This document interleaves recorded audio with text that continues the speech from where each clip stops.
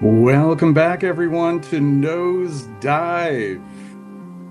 We are on our fourth episode for this season, and I am elated to introduce our guest for this time around. It is Roman, and some of you may know him as 8TRACKTAPE on TikTok or Instagram, and he is an enthusiast of fragrances, of days of yore, bygone fragrances, much like myself. So we have developed a kindred connection through our love of these fragrances.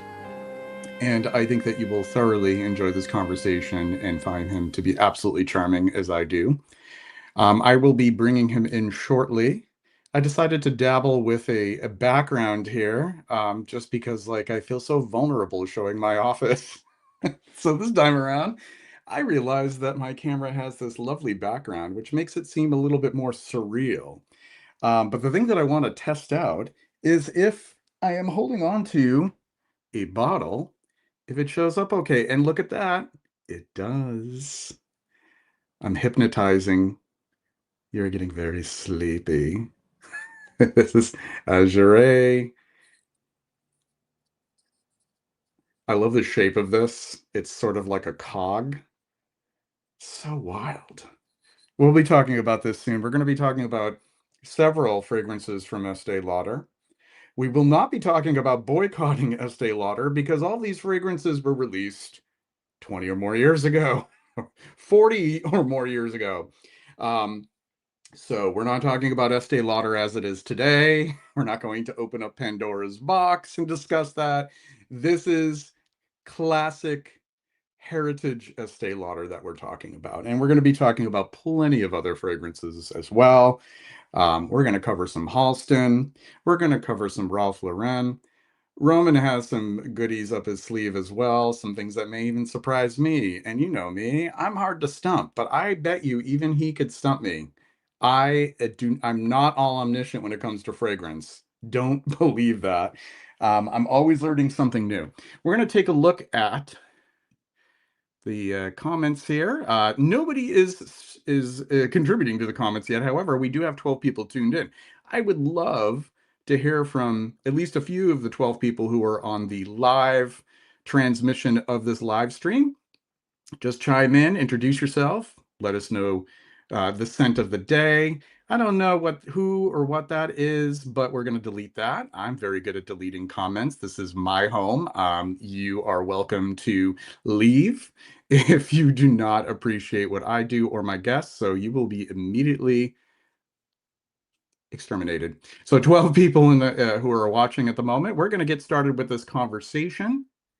And without further ado, I have my friend Roman here. Hello. Hi, thanks for having me Hi. on. How's it going? Good, and you? Oh, I'm am I? doing okay. Oh, Yeah. I don't know what that's all about. So goodbye. All right, we're gonna get started with a conversation on fragrances. Not fragrances that we're shilling, because how are we gonna shill vintages? What, on eBay? Mercari? right. No, these are the ones we're hoarding. We're not selling them. So we're not yes, selling. Then yes, nothing's for sale. Do you ever get messages where people ask you the price of something? absolutely. They're like, my mom can't find this bottle. Are you selling yours? And I'm like, no, I'm so sorry. I'm not. All Right, the right. time. I get that all the time. Or where can I find this? Like I automatically turn into Google. Like Yes, where do I get this? absolutely. Yes, like I just it's muscle memory at this point. Just Right, right. saying. Totally. Why don't we just dive right in? Let's not hesitate any further. Where do you want to start? Do you want to start with Estee Lauder? Because I have more of those than anything else at my side right now. Yeah, we could. Why don't Yeah. we do it? What would be the Right. first one that you would reach for? But I mean, youth do. It always. That's definitely like You know top it. top 10 fragrances for me. It was the first fragrance that I was suggested to buy online without my parents telling me. You know, because my mom would be like, "Get that, get that," but somebody on my comments was like, "Get Youth Dew." I'm like, "Youth Dew? Never heard of this." and I got it. Oh, I tested it at the store first, and I fell in Right. love with it. Let's talk about it. Give it up. I What have version do you have? I have a few. Oh, I have a mini one. It's hiding. I know. I'll put it on there. Oh yeah, there it is. Okay, yeah, here we go. Okay, so a vintage spray. I found this at thrift store. I couldn't believe it. I recognized it by the blue. I'm like, that's Youth Do. Can I get that? And I bought it. This one I got recently. Oh, these two I both got recently. But this Oh, is you my like those original bottle. minis? I've seen those minis. They're all kind of uniform, but they're fun. Yeah. I have the Cinnabar one. And every set they made was they came in this, so it'd be cool to have all together. Right, right. But the vintage Youth Do, when I sprayed this in the store, it smelled more like the vintage. And when I got it, it was good for a bit, but then it started not smelling as good. So when I Yeah. got vintage, I was like, what happened? Like, this is what I expect to smell now. I feel like the problem is with a lot of reformulations, and obviously not all of them. Some things have been reformulated very well. Unfortunately, for midline fragrances, like let's face it, Youth Do isn't exactly, Chanel or, Hermes or whatever. But I find that they probably don't put as much of a budget into using the same kind of materials as maybe they were using in the past. And of course, we could talk about materials restrictions, but I think that's kind of a cop out. I don't even Really? think it's so much the materials restrictions. It's the fact that they don't want to have the same kind of budget to use the correct right kinds of replacements and have the right kinds of people to reformulate in a way that preserves, the integrity of the original composition. I don't know. It's just what I think. Like, and they're really good at like preserving like the top and the heart notes, but the dry down is like, what? Like, it's just so different from what it used to be with a lot of the newer formulations. Absolutely. But for you two, I get like that the dry downs are similar, but it's missing like that orange in it. Like there's like some top note that's in here that is just not present in this modern bottle. Right, right. Kind of the orange pomander feel that you feel in like the older version. Like even this version is like not that old of a version. It's probably about 12, 13, 14 years old, and it smells like so entirely different from what is currently on the counters. And it wasn't even that long ago. So, I started using it as a room spray. well, there you go. I mean, if it has the quality of a room spray, then why not? You know? Absolutely, yeah. I love how because a lot of these spicy, amber, rich resinous fragrances have a lot of vanilla in them, they get really deep and dark as they get older. And some people think, oh no, that's a sign that it's like gone bad, but not necessarily. Because like the vanillin, it changes color pretty quickly anyways. Like I have some fragrances I bought like 2 or 3 years ago and they get darker because of the vanillin.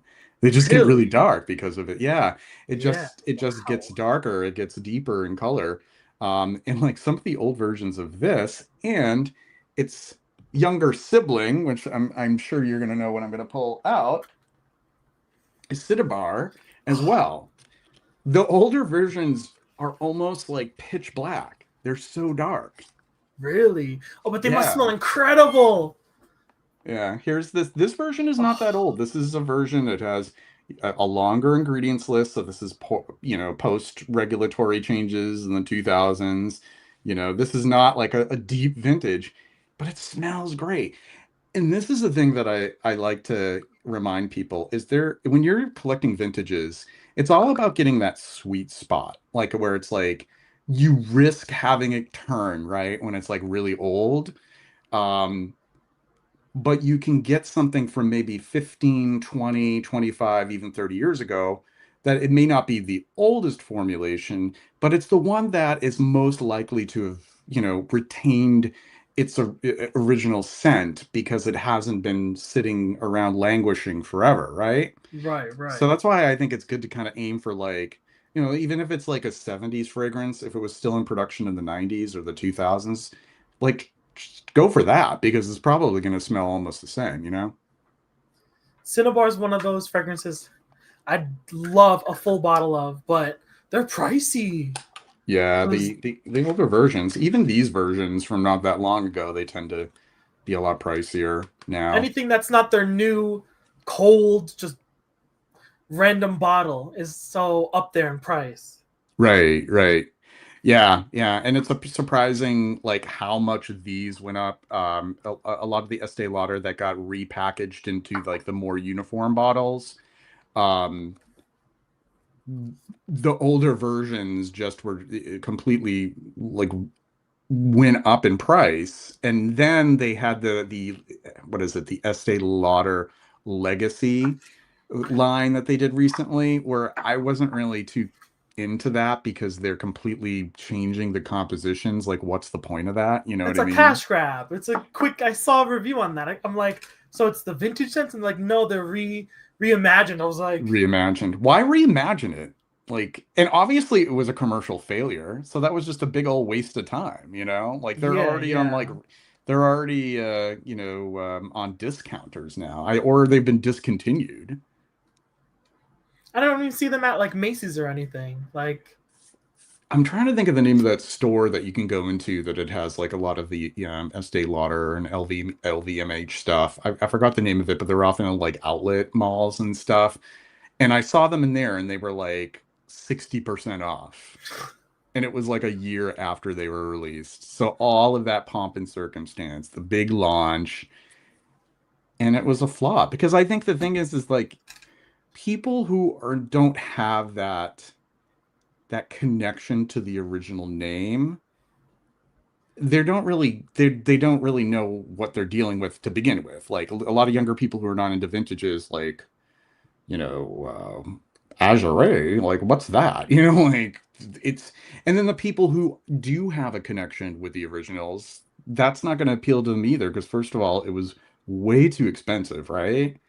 Like it was just a premium price, and also they didn't even smell the same, so it just seemed like one big pointless project.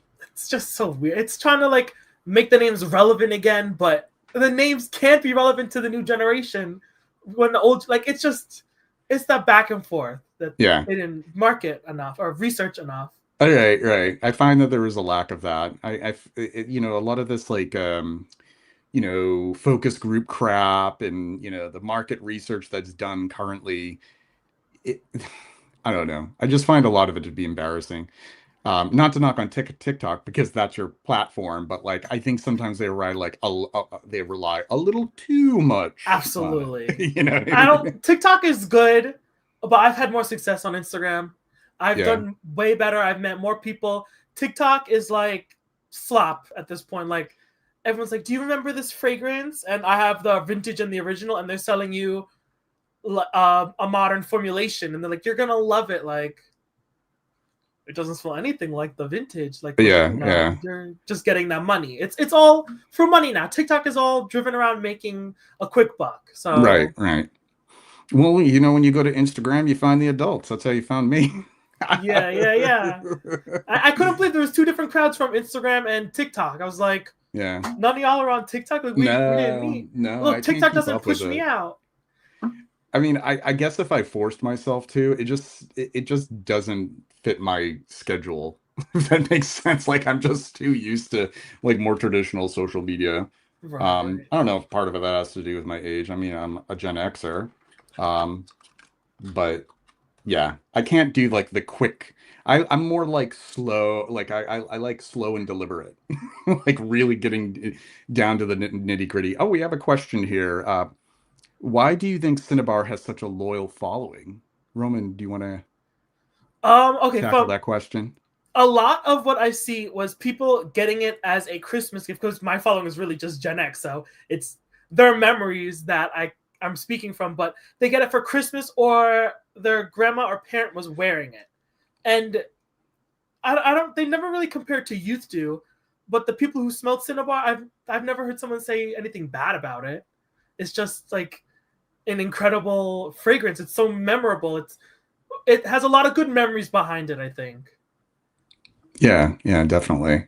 And I think there's a certain sort of comfort and warmth matched with like this exoticism as well that I think is appealing to people. And when you really think about it, a lot of like the modern so-called niche fragrances nowadays that focus on the concept of like, you know, I know that we're pushing away from the word Oriental, but that what was originally called that style.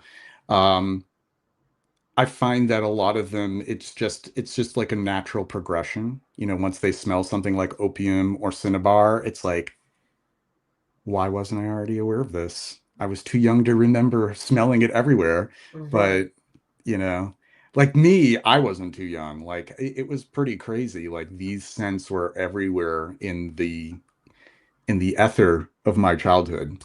Um, which is probably part of why I have such an affinity for them. I mean, other people may not have such a fond association, but I think that, especially if it was like a teacher that you hated or Oh something and they yeah. smelled like, they smelled like opium, it's like, oh, I just think of that, being tormented by that teacher who would give me a hard time with my, math my math questions or whatever. Um, what modern fragrance would you recommend to someone who likes Cinnabar?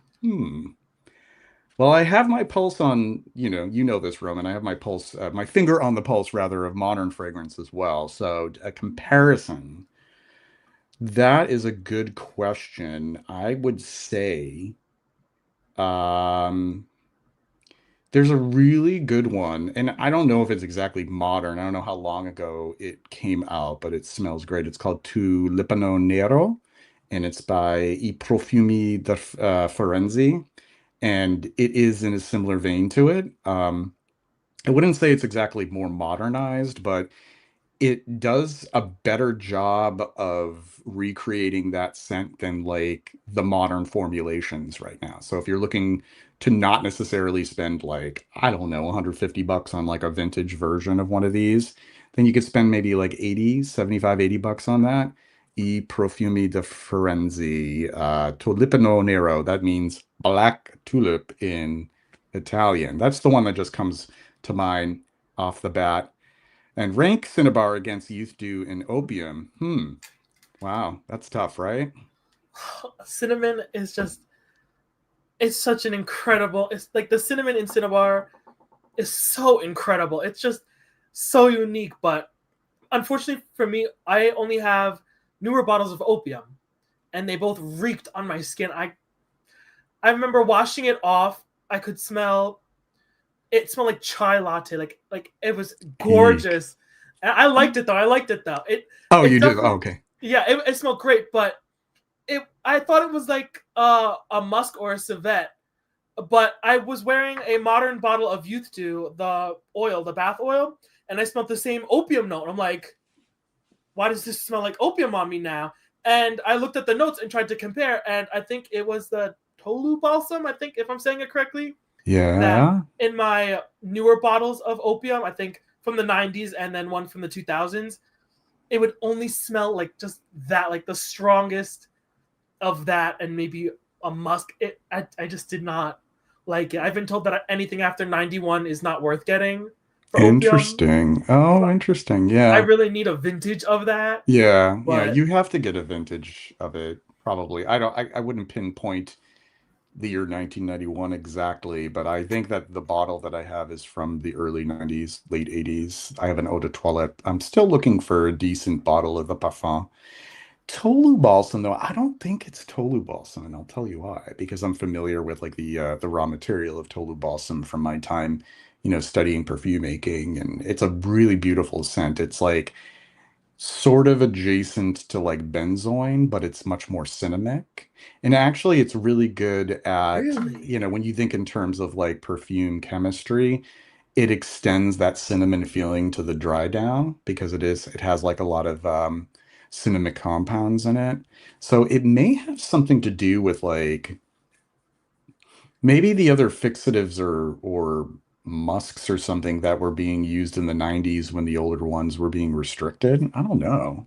It's interesting something because nasty. It's yeah, so, and it was in both bottles too, and yeah, the bottles were definitely like years apart because one doesn't have the crazy bamboo leaves on the bottle, and the other one is like the new bottle, like Oh, the square one. Yeah. before that one, the one that was like a little more tame with just a red solid cap without the gold on Oh, it. the tamer looking one. Yeah, that Yeah. wasn't so hot either. Go figure out of all the bottles that I set aside for easy access. I didn't get my opium bottle, but I could actually, I know exactly where it is. Hold on one second. Let me get Entertain the mine. audience there. Oh, I don't know. Go get it. Go get it. You're good. You're I'll good. be quick. I know exactly where it is.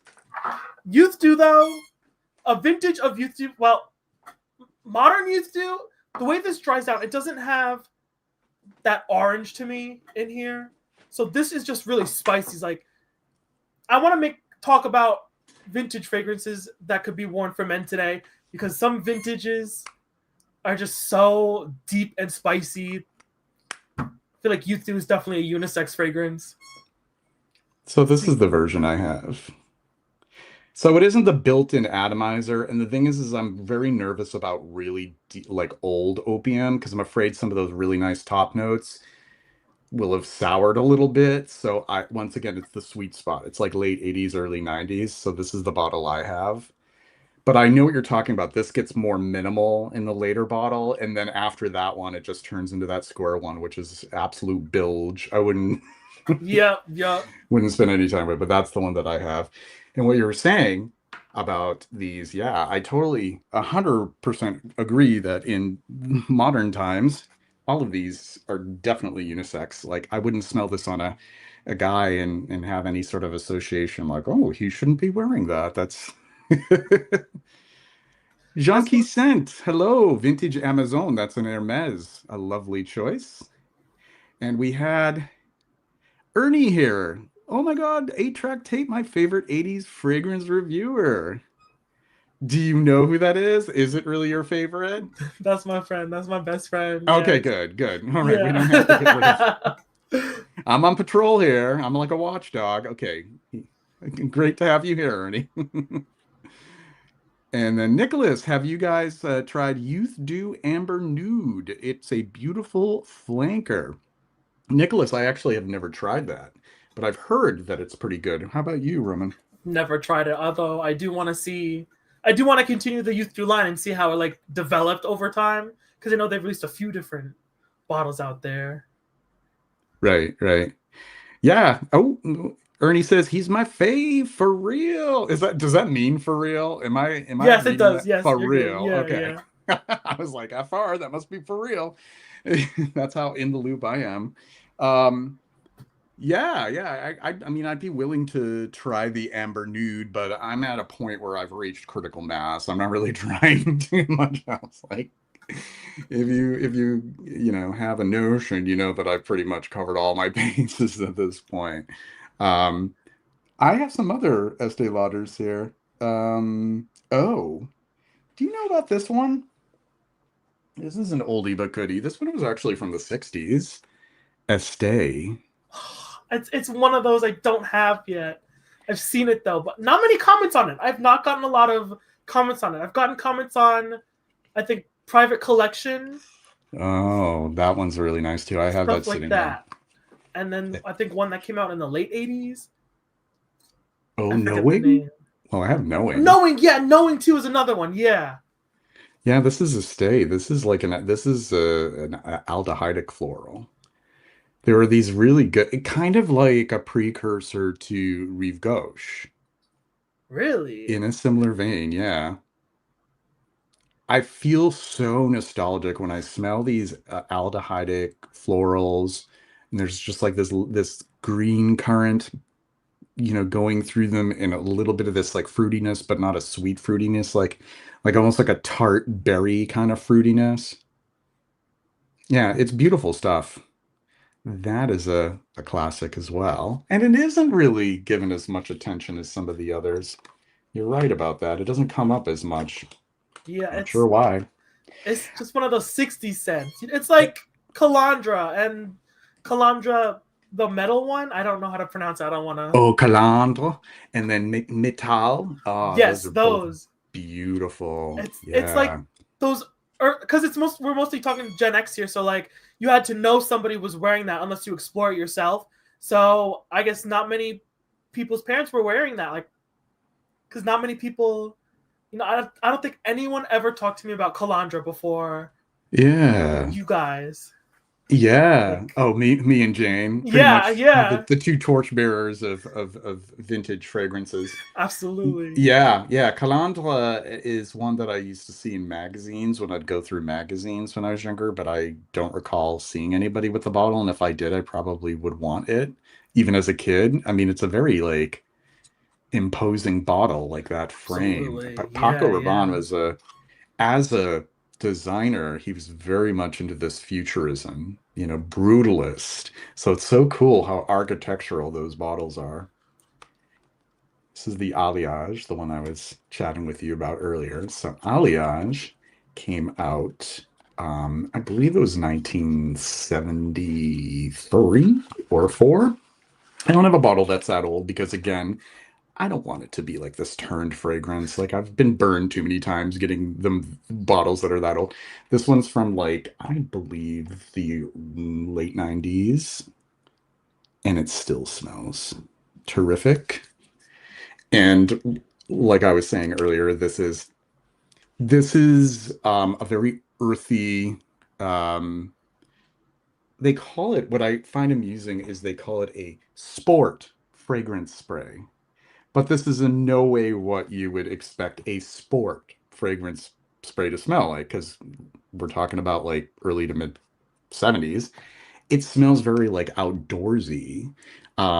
There is a lot of, herbaceous elements. There is the florals, but they're not really dominant. They just are sort of supporting players in the whole mix. Um, it's very green, so you have the galbanum. You have things like artemisia, so we're talking about things that are like wormwood and piney smelling kind of herbs. It's just beautiful stuff. I think that Jane Daly is also a big fan of Alliage, so Look, sounds like it smells incredible. That yeah. sounds right up my alley. You can even get like the more recent version of it, the one I'm talking about. That's really good too. And I don't think that's going to set you back too much money. I have it on good word that that one is actually it's in good condition. Back to the chat. Can you still use older fragrances if they are specifically powers and not liquid? So do you mean powers sounds kind of interesting. I think Powders though, powders. like some of the Elizabeth Taylor ones. So we're talking about like the finishing powders that would come with like a set. Um, Thinking like the body powders with the big puff that yeah. just every fragrance had back Yeah, then. it would always be part of like sort of like the suite of accessories that goes with the fragrance. I don't see why not. I mean, I don't know if like dermatologically it is recommended to use those. Like I definitely wouldn't use the lotions because those would go rancid. I don't know about the powders. The They would be fun lotion. to collect, but I don't know if you'd want to use them. I think you should pretty much just stick with the fragrances that are preserved in perfumers' alcohol. Like, I would not, say no to any yeah, vintage powders yeah. because the who is it? Revlon and Avon both getting sued for having asbestos in their talc, and that was That's a like good point. Yeah. I I stay away from anything if it has talc in it, and not like none of that because they still find talc asbestos in talc at like Claire's and like other things, and the testing for it is not regulated enough. Like I don't think like any level of talc is safe. Like Yeah. that's how strict. So like those vintage talcs, I steer clear of that. That's like scary stuff. I think people enjoy collecting them, but they don't use them. And I don't even think they open them to smell them because usually the crazy collectors who collect like the whole lineup, it's to be a completist. And if anything, if they're even going to use anything in the lineup, it's just going to be the perfume. They're not going to use any of the other stuff. So yeah, I guess our both of our answers is no, don't. Pat Lester, hey, how are you? Good to see you. Nicholas says, still haven't tried Calandra, but I recently bought Eau de Calandre. Looking forward to wearing it in the spring. That's really nice as well. It's just like it's not like a fleeting fragrance. It's just lighter. It's just like a much more vivacious version of it. That's really nice. And what's the rarest vintage Estee Lauder bottle you have? What would you say is yours, Roman? The rarest. This is no competition, folks. Like we're it It's doesn't. nothing special. You were holding up the bottle you had first. You were holding up is the same. I don't have that bottle. I recognize the bottle because I found that at the same store. So, We'll have you zoom in. Oh, look at this. oh, Yeah, that's a really cool. Yeah, that's actually a more vintage one than mine. So you have like that is an older bottle. Is it, this and I'm stuff sure it still smells magnificent. is The insane. It's so insane. I saw your big bottle. I'm like, Yeah, I know. this. I But can't believe this stuff. but that's no slouch. That's a really nice one too. Like that's really good. That This must be like from the 80s.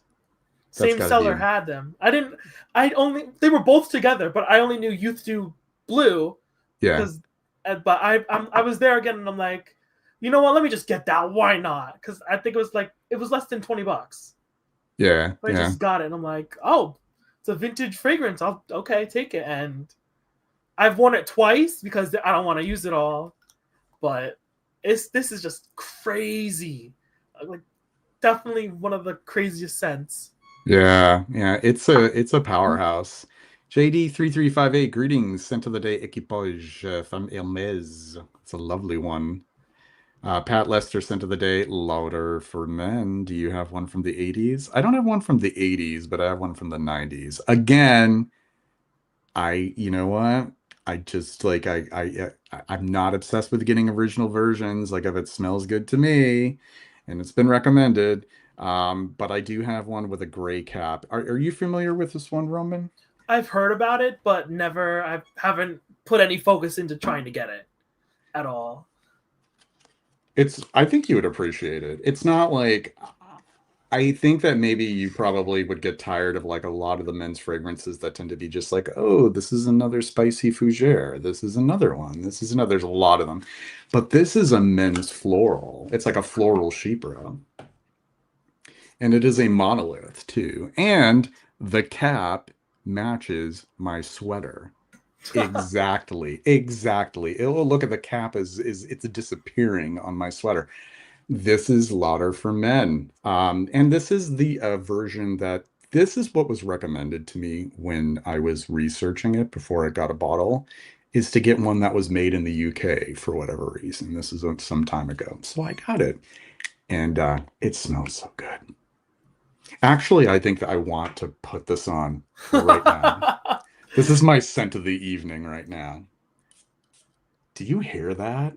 Good Lord. Bring it on. It is like a powerful spray. Oh my. Mm. I'm loving it. And it's just like this very bracing quality to it. Like the citruses are really sharp, and I love things that are sharp in fragrance. I know like a lot of young people like, ooh, it's too sharp. Like I love it. It just like penetrates. And then you smell like the herbs like things like rosemary and basil and again with the artemisia and then the floral heart. There's like a lot of jasmine in this as well, and so even some lily of the valley, I think.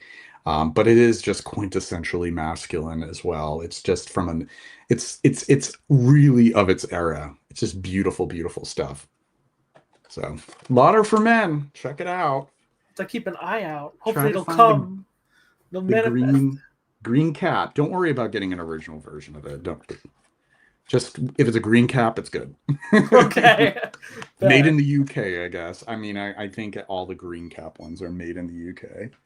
So, um, hey, Fernando, it's been a while. Can't stay because I had to head out, but I wanted to say it's great to see you live again. Enjoy your live stream. Thank you very much, my friend. Fernando is an old friend of the live streams when I was doing them. Roman, I was doing these like weekly at one point, like like every week. Hey, Empty Sense. Great to see you here. All right. So did we go through all of the? Oh, knowing. This is my little knowing. It's a little one. I don't need to have big bottles. It's not like I'm going to be using it all. Right, right. Here's knowing. There it is. I recognize the bottle. Yeah. Yeah. I've trained myself to recognize bottles. Yeah. And they're all, they're just like very just really iconic bottles in the time period. Like I like just admiring them. Like the asymmetry of this is so wild. So I don't think this is going to do it justice. But there are one, two, three, four, five, six, seven, eight. It is an abstract octagon, and it's just all of them. All of it is like obtuse. None of them are the same length. It is just so wild. And it is a beautiful, like, take no prisoners kind of patchouli forward, dark floral forward, chypre, lovely, lovely stuff. If you appreciate our aromatics elixir, this is like the 80s version of it in a way. Yeah. Oh, now I want it. Now I really want It it. just in that way where it's just so dusky. It's really nice. Pat Lester says Lauder for Men is great to wear on a warm winter day. Love the fragrance. Mm-hmm. Mm-hmm. And then the last. No, wait, you have this one, right? Do you have white linen? White Yes. linen. Yes. I could not believe, like, smelling white linen. I was told, that's a grandma scent. Who likes that? No, this spring, I'm going to wear. Oh, this is going to be like my summer spring smell. I couldn't believe how incredible this stuff is. Sophia Grossman. Insane. She knew her way around building these interesting impressionistic kind of accords in her work. She got to be really successful towards like the 90s, like with like Lancome Trésor, etc. But this was like her first one that really was a commercial success. And do you know that when this was originally released, it was part of a trio? I Like, think we talked about that in DMs. yeah, I think we may have a while ago that there was a Celadon and then there was another one. And the Celadon was like a green, the juice was green. And then I'm forgetting the name of the third one. I can't remember what it is, but it was a set. And the other two were only in production maybe 4 years max. Like they weren't. And White Linen was proven to be the commercial success. The other two I heard are really nice as well, but you know how fickle, the market is. Yeah. This one happened to outlive the others and it was really the success. And it became the classic that it is known to be today. Really, and this is another one that has like those aldehydes. Like it's just like effervescent, right? Absolutely. Incredible smell. Definitely one that shocked me so much. Yeah. And then the last one, I think I went through all of them, right? Oh, private collection. 85? Oh, private collection. Yeah. There's the private collection. If I didn't already put the Lauder Ferment on, I could layer it, but I don't want to risk it because that could go either way, right? Like you could be like, let me try this out, or it just might clash. This has a lot of orris root in it, and I never really thought about that before. And there's a chrysanthemum accord in it, so it's a very like earthy green quality to it. Just really beautiful stuff. Private collection. All right. It's one I gotta get. I have one Yeah. that you didn't mention. Oh, the one I don't have. The one I don't have. All right, we're gonna zoom in so that everybody can see what you're holding up. A beautiful. Beautiful. And I think that was a Bernard Chant as well. Bernard Chant was the perfumer for Beautiful, as he was for many of the other Estee Lauder. Why don't you tell us a little bit about Beautiful? I found it at the thrift store, and they told me that it's a little dark. It shouldn't be this dark. But it's definitely one of those 80 cents that could be worn today. It's Right. like, it's a floral, yeah. And it has almost a sweetness to it, but it doesn't smell dated. and it's Yeah. Estee Lauder, so like it's strong, it's complex, it's lovely. But it's not been one that I think I wore it for just the review, Hmm. and I have a mini little tester one that I tried that my grandma Yeah. gave me, and they little different, a little different. So I Yeah. just Yeah. don't know the date of this bottle. It didn't have a sticker at the thrift store for less than $6. I was like, you know what? If Whatever. it's for less than $6, it's not, it's not like you broke the bank. And if it Yeah, is kind yeah. of, and if it is less than pristine, you didn't waste too much money on it. And, if it smells decent enough, just enjoy it. You know what I mean? And that's the thing too with vintages is you're gonna find if you have multiple bottles or samples, you're gonna find variations all the time because you got to think of all the different conditions that that particular item could have been over time. One could have been stored in a deep, dark, dry closet away from all of the conditions that could cause it to, to degrade over time. Sometimes the fragrances are going to just degrade faster depending upon where they've been sitting. And then sometimes it just has to do with like the actual formula itself. There are some things that just don't age well. And that's when I'm like, I'm not so sure if I want to get a vintage version of that Eau Fresh because it's not going to be smelling fresh. Like people tell me, like, you gotta get the original version of Eau Sauvage. And I'm like, from where? Was the bottle locked in Fort Knox? Because if it wasn't, it's not going to Right. smell that great. And even if it was locked up, the citrus, um, the constituents in citrus, even if it were in the most ideal conditions, they just degrade over time. It's just what happens. It's chemistry. So, but if you find a bottle for $6, hey, it's better than like buying it online for $50 and then finding out like, oh no, yeah, which I've done too many times for sure. And then it's hard to resell it because then I also have a conscience too. Yeah, you Like, can't say.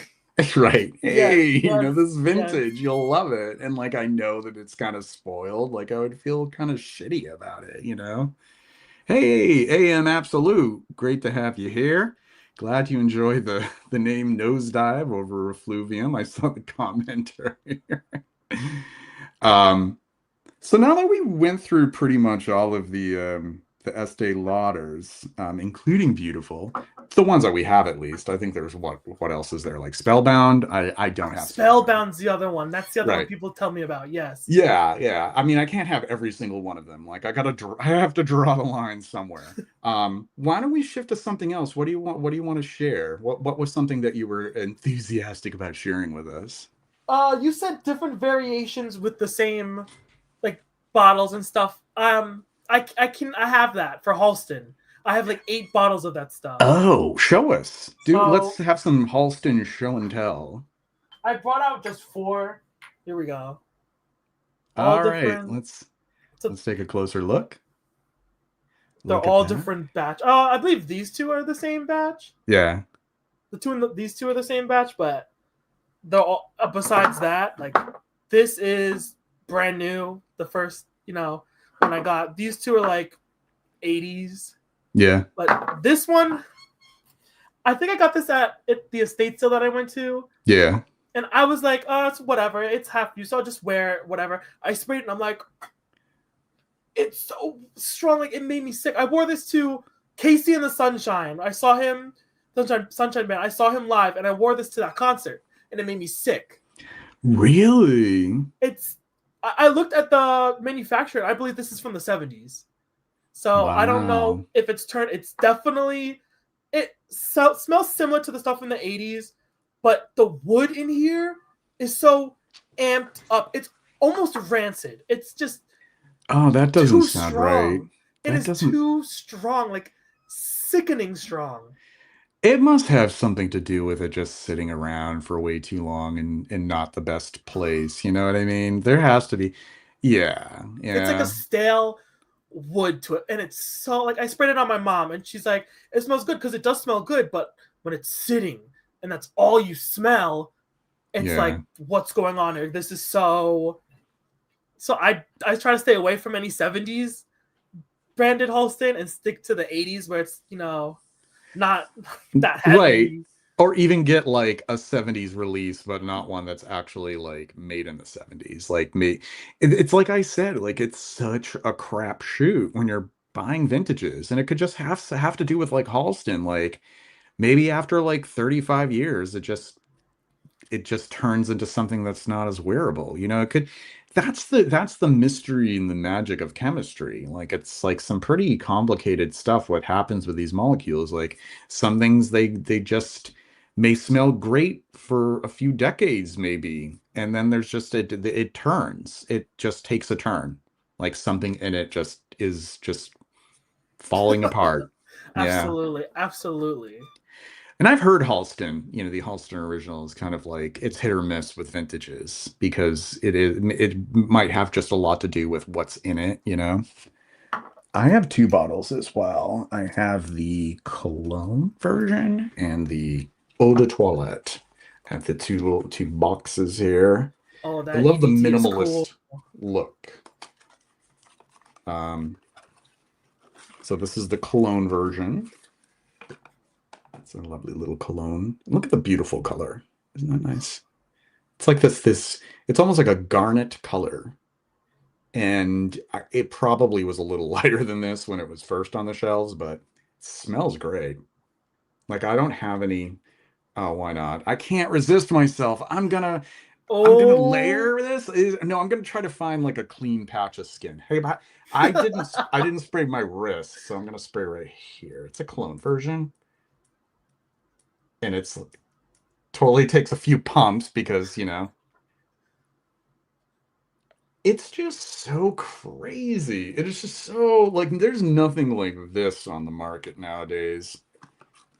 This would have to be like some ultra niche kind of stuff for like a niche market.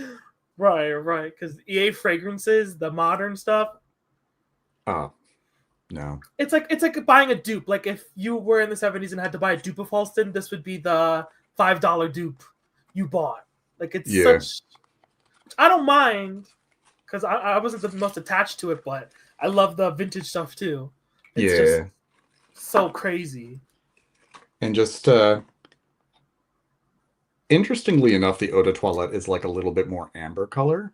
And I think that the bottles are similar, like were manufactured around the same time. But yet again, they came from two different places, so it's really nice. Um, I like how I love that sort of like wildflower, weedy green kind of thing, like the marigold kind of like I love it. I'm just so into it. And it definitely feels like it's of its time. It's like a portal into like another decade, Absolutely, you know? absolutely. Don't you have a factice as well? You gotta show the factice. I put it You here. have got to. There we go. All right, let's zoom in. Wait, let There it me. is in all its glory. It's a factice of, I imagine that is, oh, and then the little baby perfume. So the factice is of the parfum version, and then you have the actual parfum as well. But they made because I see it on eBay. They made jugs, glass jugs, to put into this Yeah, with instructions to show putting literal fluid in here. yeah. Like that's crazy. You're gonna take it at the store, do that, and be like, "You want some?" and put a 2/4 wide of a dab on someone. Isn't That, that crazy? They weren't always doing that with factices. There came a point where it was like it was not practical and they would just fill it with like colored liquid. But it's so that's funny how there was a crazy. time, Like I guess just as a matter of like authenticity, they were filling the factices, which is funny because it's factice in French. I think that's supposed to mean, I I don't know. Maybe I'm wrong. Maybe like somebody who knows the etymology of factice can prove me otherwise. But to fill it with like the actual fragrance, that's nuts. Yeah. I'm gonna do it. They still sell it on eBay. I'm gonna buy 2 bottles of that in the future.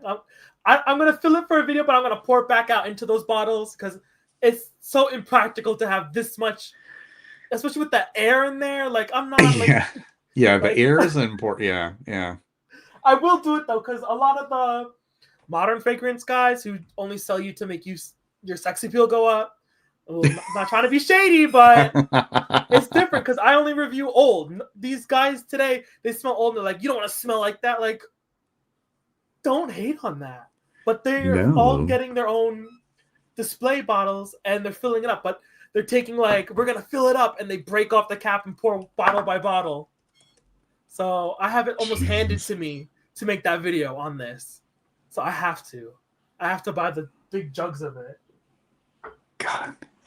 I don't know. It's of my humble opinion that a true cognoscente of fragrance would not turn their nose up to Halston or any of these fragrances. It's like if you and you know how people who are content creators, they say like, I'm a fragrance expert, but they're not touching anything that came out before 15 years ago. It's like, how can you be a fragrance expert, but you never explore anything beyond what is selling in like, upscale luxury shops or upscale luxury, you know what I'm talking about? It's like Yeah, that yeah. isn't really expertise. That's just I like, think it's also because, like, say with Youth Do, you're like, I saw some guys like this top 10 worst smelling fragrances, and he pulls this out, and I'm like, and he's like, no, I'm not gonna do that to y'all. But that was on his list. But yeah. when someone today buys this, they're like,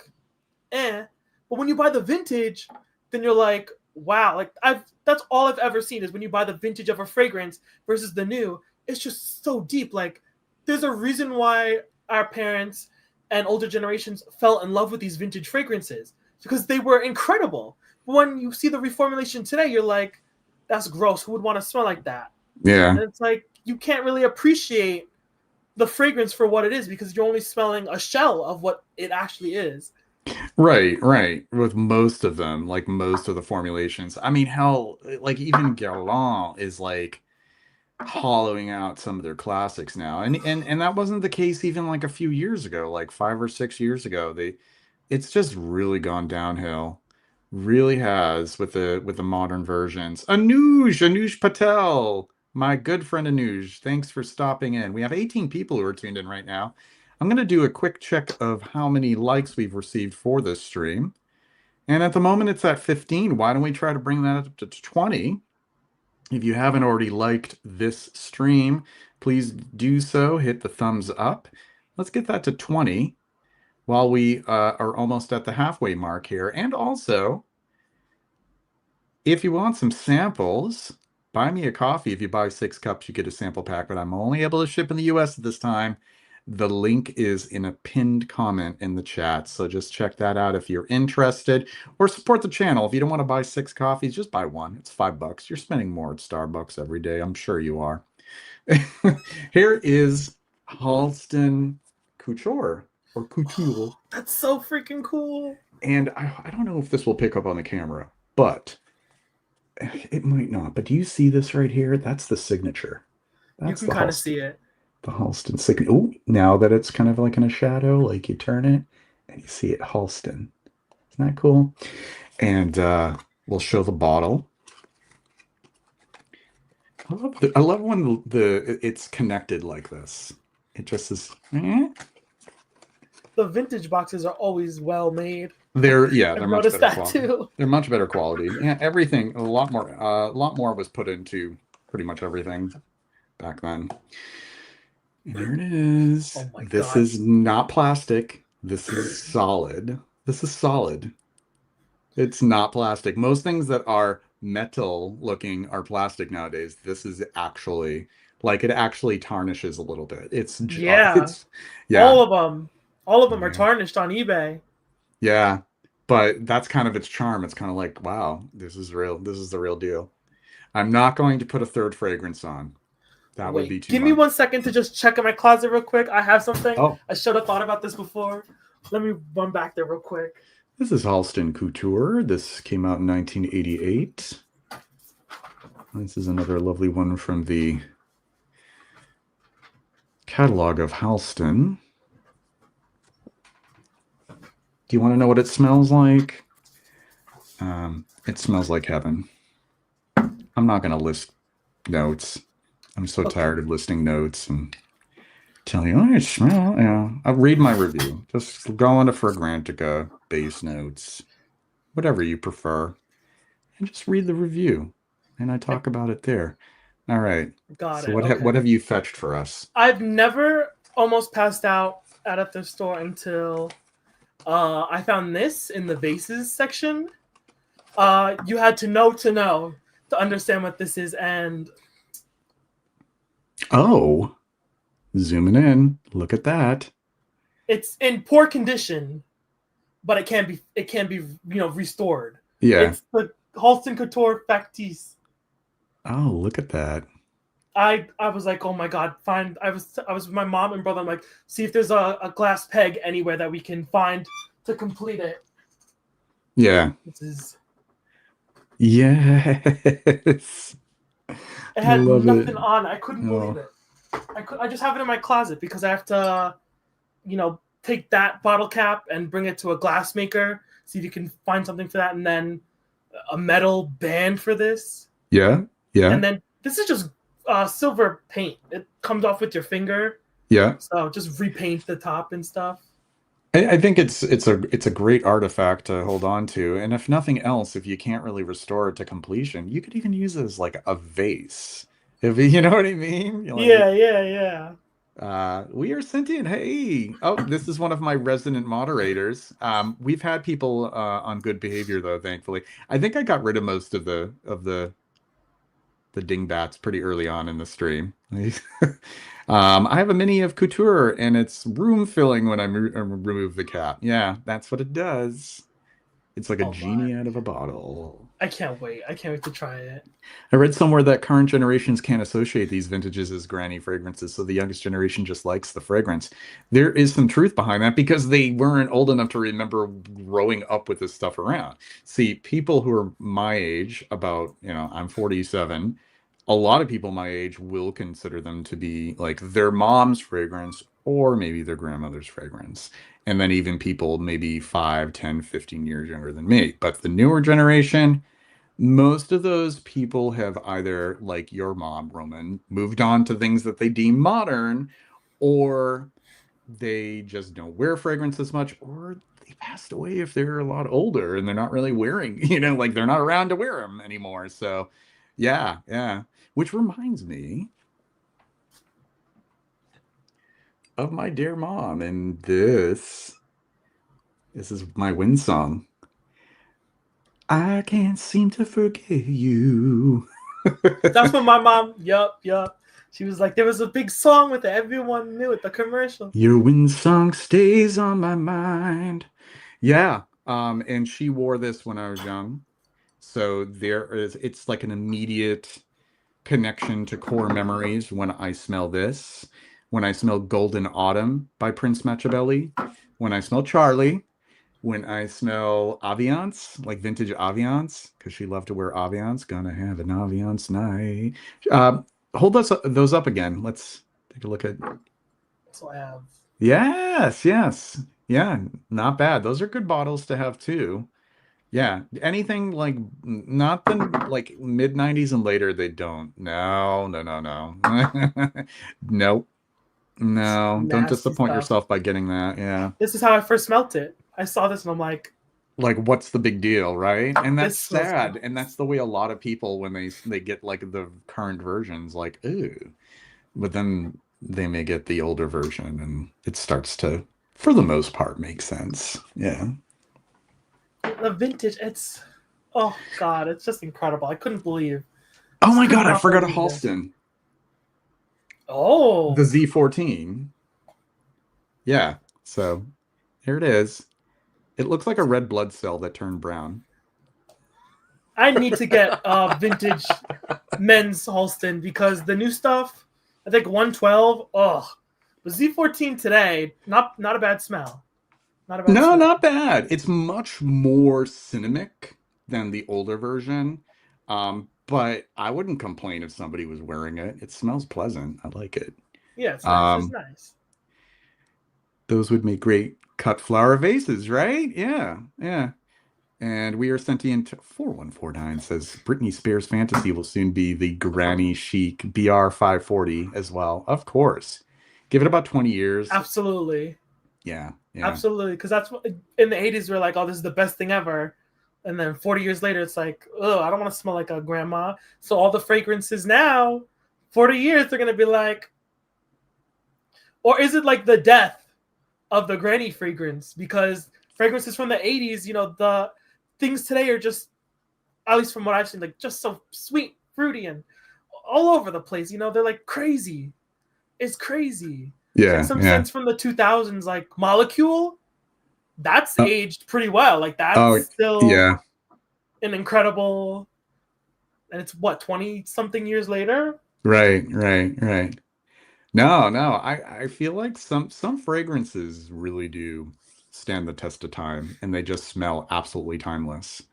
Like to me, I don't care if it doesn't smell timeless or not, but to somebody who may be more of a skeptic, and there's plenty of them out there, like I don't know. I just feel like say something like Shalimar to me just smells timeless. I don't know, maybe some Absolutely. people still associate it with old ladies or whatever, but to me that just Which is smells like crazy. a timeless perfume, you know? It's like Chanel number 5. You're not gonna be like, I don't like Chanel. Like that's one of the biggest icons in fragrance history.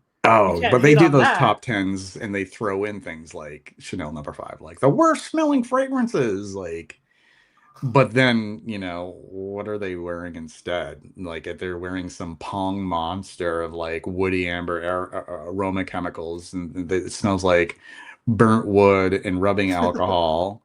Like to me, I don't know. When given the choice between having to endure that and aliphatic aldehydes, like what are in Chanel number five, like bathe me in the aldehydes instead. Like they don't, I just love them. Um, oh, what was I gonna say? Oh, Ralph Lauren. This is the time. I want you to talk to us about your discovery on polo, original polo, or what some folks Crazy. call polo green. That kills me. That kills me a bit. The polo green, is that polo green? I'm like, that doesn't exist. No, Right. it's They just it's call it's it the that normal. because there were other colors that came after it. Yeah, It's yeah, just yeah, original yeah, polo. yeah, yeah. So we have my father's bottle of polo, which was like, that's what he smells like. This was, what we got the spray on as kids. Like, oh, we're going to church or we're going to family dinner, so take a spritz. Smell good. And this was like my judgment for polo for the longest time. Like, it smells like straight up cedar, like an incredible cedar. But obviously, I didn't want to use his bottle because it's his. I don't want to use his. So I bought my own bottle and it's a Right. brand new batch.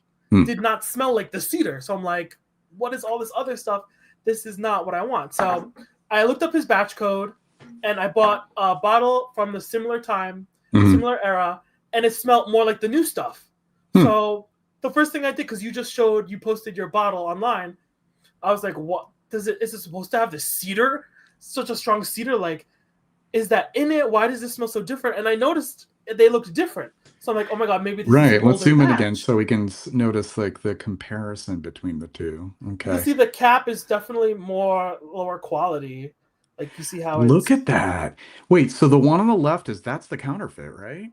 yeah, this one is the fake one. This is the real one. You can kind of like, because look at the shape between the two of them. The one on the left is a little bit wider. It's a This little one is more wider. bubbly. Yeah. And then the cap, the dome is like more bulbous and there isn't that pronounced of a ridge underneath it That and it's too, more yeah. narrow. Yeah. So I was so Crazy. confused. A few days ago, I'm like, okay, you know what? I'm taking your bottle back. I need to see why this is so different. But I also looked on eBay to see if I could find any that looked like his, because maybe it's an older bottle, and Yeah. they only looked like mine. So I looked online, fake polo, and I saw pictures online of like fakes, and I'm like, oh my god. So his is a fake this whole time, and that's like what made it click. I tested it side to side, and this is missing like everything. like everything. So I was just so shocked. I wonder what swill they ended up filling that up with. I mean, like cedar smells nice, but I remember that when we were first talking about it, we were like, "Oh, this vintage it smells so much like cedar," and I was like, "Oh, that's not really what I." Yeah, yeah, because to me, it's like way more mossy. It's like way more Absolutely, mossy, yeah, vetiver-y and musky. Like I mean, obviously cedar, is likely in it as well because cedar is just like a woody blender for so many fragrances, but it's not like, "Hi, I'm cedar." yeah. This is Yeah. straight like cedar closet, like cedar That's closet so weird. with a little bit of DNA from this, a little bit, but it Yeah. just not. And I wonder what it was like to make counterfeits back then. Like how accessible were gas chromatography, mass spectrometry, you know, Right, the like machines. how easy was that to obtain then compared to nowadays? You know what I mean? Where there's like dupes and clones all over the place because like back then it was either like they were transparent about it like parfums de coeur, like if you like Right, Giorgio you right. love Primo, like they were just like, "Hey, listen, this is obviously not the original, we're not even calling it that because we can't, but you can get a more affordable version of it." You either had that or you had complete knockoffs that were trying to pose as the original, and for the knockoffs it's like, what kind of like quality control was there too? You know what I mean? Like, I took a shower after wearing it because I'm like, you know right. what? Who knows what the Yeah. hell's actually in this? Yeah. Yeah. And it does the quality too. The sticker is tilted and it has cuts in the glass. Like, Cut. Oh, wait, hold on. let's see if we can even get it. You know, let me. Oh, Uh, yeah, I mean, you can see the one right there, a cut. Like it like a cuts. little notch. Yeah. Yeah, and there's two up there. Okay, you can kind of see it like that. The second Yeah. cut here. Yeah. That wouldn't pass like quality control for Ralph Lauren. So like Like we they didn't know would. this whole time. That's crazy. It probably And what smelled does it better say when on we the got it. sticker again? Did they just like, Exact, exact to the real one, oh, that's funny. Well, at least they could like pretty easily duplicate that. Yeah. right? But the batch code showed up as legit too for this. They faked the batch code Oh even. yeah. Yeah. They totally did like they copied it and then recreated it. This bottle has a 2 on it, and the real one has a 5. But I Yeah. bought this in the mail, and I opened it. It leaked everywhere, so I can't really put it upside down or on its side because it Yeah. leaks. And this twists too. It's a nightmare. It doesn't matter. I bought it to wear every day, so I'm not mad at all. Look at mine. Mine has an exposed crimper. It was from the time where they weren't even like covering the crimp. I love that. Oh, is that the Cosmere? Yeah, I think this is the Cosmere version of it. Yeah. Before they even bothered doing that. Back then, this wasn't an issue, but over time, it was like this was a sign of inferior quality, I guess, like a drugstore perfume. But this was on like the counter of like Saks Fifth Avenue, like this, back in 1985. Right, right. And that probably smells better than what I got in front of me. That's what I'm hunting for. Older bottle of Yeah, Polo. it's really nice. It's a delight for sure. Oh, and as we move forward, and then we have this little number right here. Lauren. The legend. Lauren from Ralph Lauren. Again, with the exposed. And I like how it matches. Hold on. Like the color of it matches the bottom. Talk about attention to detail. I love it. It smells so good. Is it a gold sticker on the bottom? It is a gold Oh my god, sticker. that's like the first batches they released of that stuff. The That's first bat. late 70s, early 80s. Uh-huh. Oh my god. Oh my. When it says natural spray cologne, Warner Lorne Oh Limited. yes. That's what I'm on the hunt for. That is Yeah. such an expensive bottle. I found this on Mercari for 45 What? bucks. 45 bucks. No way. 45. And people are That's trying to sell for like insane. 400. You know, it's like, I'm gonna it's like I'm gonna end up paying that much. no, be patient. Just keep I say this all the time on my channel when I talk to folks, like just keep a saved search and just be patient because somebody's gonna list it. They're not gonna know, how the demand, and you just pounce on it. You don't even hesitate. Like, take out a damn credit card if you need to. Here I am. I am being such a bad influence. Oh my But god. if it's affordable enough, you don't want to miss out on it. But I'm not going to recommend that people shell out like 350, 400, 450 bucks on it, as incredible as it is. I have a And oh you go, sorry. oh, no, no, no. Go ahead. You can go ahead. A display bottle, an empty 2-ounce bottle that I use for videos over here, tucked Oh, away. oh, we don't see Nothing's it. in it. Oh, you don't Oh, see it? It's no, cut we don't off? see it. No, Yeah, yeah. Unless like I don't see where you're pointing to. it's fine. It's fine. It's just That. an empty Lauren bottle. That's it. It's you know, but and up and this with the that stuff. box. With the box. That's like Which unobtainium. it is unobtainium. Yeah, this is another That one that stuff is is a crazy. spray cologne. This it just I like all the sound of the box. Wow. And then you have the insignia in the corner right there. How long did they make that for? Not very long. 'Cause I Oh, don't get many matches. comments. I do It not get many matches. comments on that. A black spray sprayer. Yeah, it's really nice. This is yeah.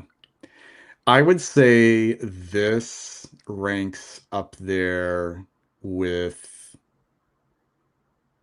God. I'm trying to think of one it's in a similar vein to like Paco Rabanne, not Calandula, but Metal, or the original Valentino, um, Jean-Louis Charrier. Really, really good stuff. It's really nice. Do you have Jean-Louis Charrier? Jean-Louis Charrier. I'll show you that one. Now this actually survived reformulations like pretty it's still pretty it smells pretty good. I don't know about like the most recent bottles, but as recently as like 10 years ago, if not sooner. Jean-Louis Charrier. And this is another really radiant green Chypre floral. So nice. Gorgeous bottle. Yeah, yeah. It's really nice stuff. You don't have to get the eau de parfum. There's like an eau de parfum version. The eau de toilette, it's powerful. Actually, this kind of reminds me a little bit of Lauder for Men. A little bit. Hey, you know what? A lot of these fragrances, a lot of them could have been like variations of a perfume that a perfumer made, and maybe it was originally meant for a woman, but they're like, well, let's try to market it to men. Like, it Right, just goes right. to show there's nothing like inherently gendered about perfume. You can find so many examples of that, like Donna Canoe, or also known as Canoe, that used to be a fragrance for females, and then they marketed it to men, and they didn't even change the formula. And then Old Spice was early American Old Spice, and it was originally marketed to women, and then they just slightly tweaked the formula, but not enough to really be a big difference. And then they discontinued the female version, and it Go became a men's figure. fragrance. So many versions, and even like things like Agere, which we were talking about. Oh, that bottle's so freaking I know, cool. right? I can't believe that. That's crazy. If you think about it, this is like a more brutal and bombastic version of Aramis. Like this is like more balls to the wall than Aramis. I don't And this was have marketed to Aramis women. yet. What's It's one of that? the ones I don't have Aramis yet. That's one of the ones I Oh, gotta get a get. vintage Aramis. They're not I even that know. expensive. You I can know. compare. Yeah, I have a big love for Aramis. So Aramis and Azure were composed by Bernard. And Bernard had this knack for creating variations on a theme marketed to men. So something would be released for women, and then there would be the men's version of it. And I can tell the differences between both. Obviously, they are slightly different compositions, but you can tell that they're closely related. And also, I can't, they're not, one definitely doesn't read as more feminine or masculine than the other, which is kind of funny.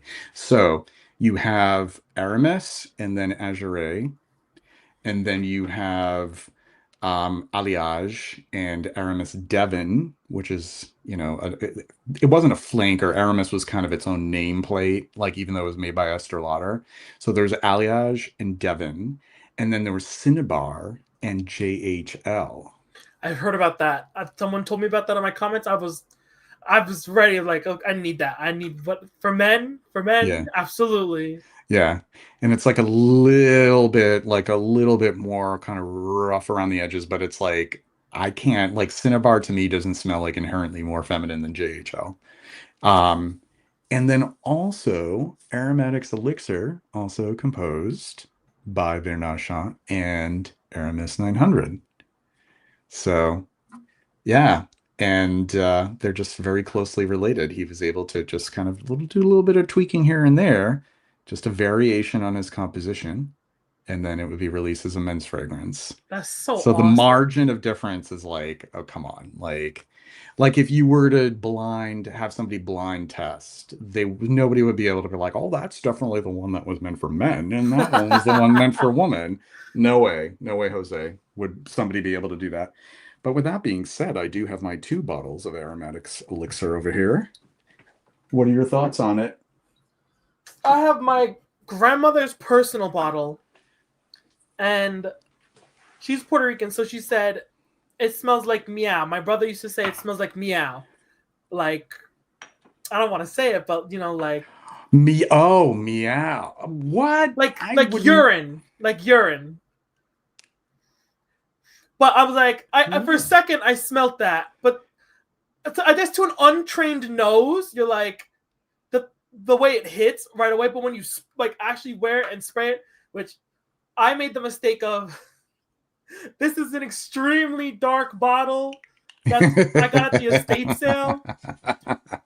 I got sick wearing this. I like the smell. I had to scrub it off of me. I had to scrub this off, and this is a leaky bottle too. So this is, I mean, you could barely see. Yeah, let's zoom in at that one. Ooh, Oh, and this look at the look. Okay, the spray. So that's a sign that it's older. Yeah. this stuff. I mean, it knocked me out. I actually was overwhelmed when I tried this, and I made the mistake of there and there. Oh no, you don't do that with aromatics elixir. You just do not. Take it from me, or actually take it from Katie Puckrick, because I revisited the notion of aromatics elixir. I knew of its existence for ages, and I recognized its scent, and I always liked it. Even though at one point in my youth, I had no idea what it was. I was just like, oh, that's a nice smell. That lady smells very nice. And I always loved it. And then it like clicked to me, like when I finally like picked it up at a counter many years ago and I opened it, I'm like, this is it. This is the smell that I used to love smelling on people. And I can instantly recognize it on anyone who's wearing it. So I don't know how familiar you are with Katie Puckrick, but she was like one of the earlier fragrance YouTubers. And she has like a huge career on television and radio and so far. She was actually a dancer for the Pet Shop Boys in the late 80s. Oh Um, whoa! She's awesome. And she has a channel, and all of the archive videos are on it. It's called Katie Puckrick Smells. Um, and she discusses her love for aromatics elixir, but she respects its power, right? So she said that when she wears it, she makes sure that she just does like a spritz on the small of her back, and that is enough because it is so powerful.